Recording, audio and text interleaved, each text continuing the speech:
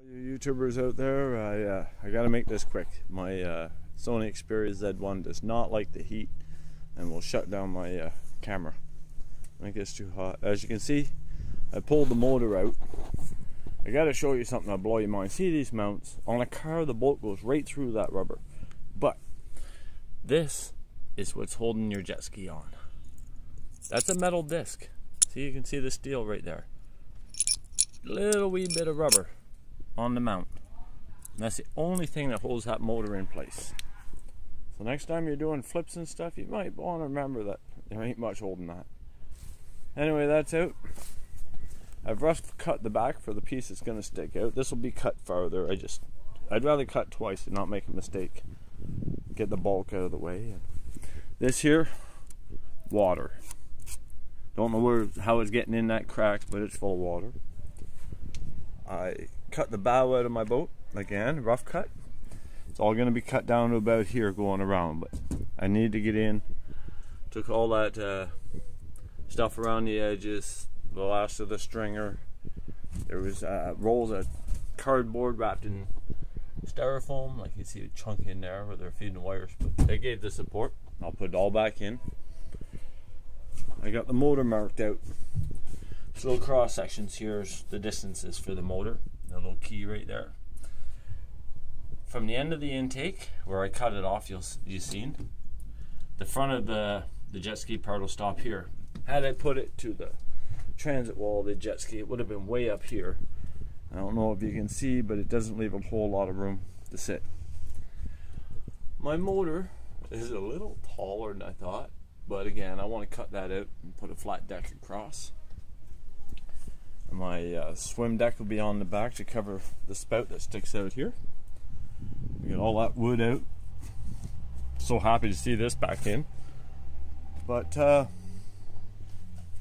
know I said I was going to wait and do the prep before I cut out the hole, but I'm psyched to get that in there, so I'm going to cut this out. Make an extra mark, because the rib should go here and then the overlap go to here.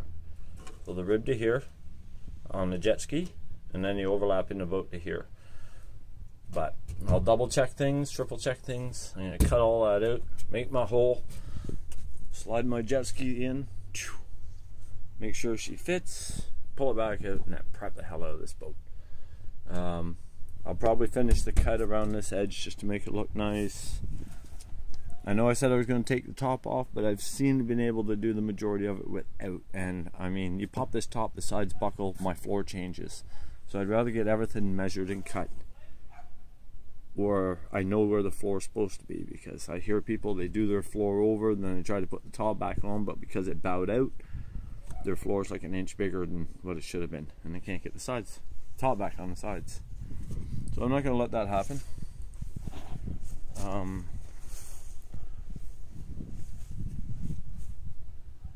So I bet my whole bike in a way, but I've been cutting the grass today and having to move things around.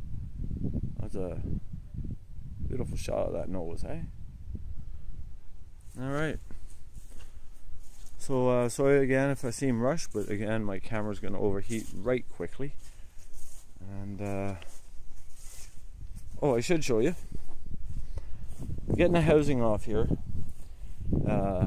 FriscoBoater, I believe his name is. If I pronounced that wrong, I apologize.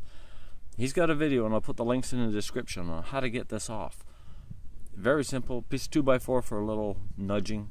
But there's 4 bolts after you unhook your hoses, and your this is my reverse. I don't have trim. I got reverse. Or that's my steering. This is my reverse. But if you either have one or the other, I guess. This cone was on here. I took it off. My prop was seized. I WD-40'd it. Wasn't really working for me. It's still a little stiff.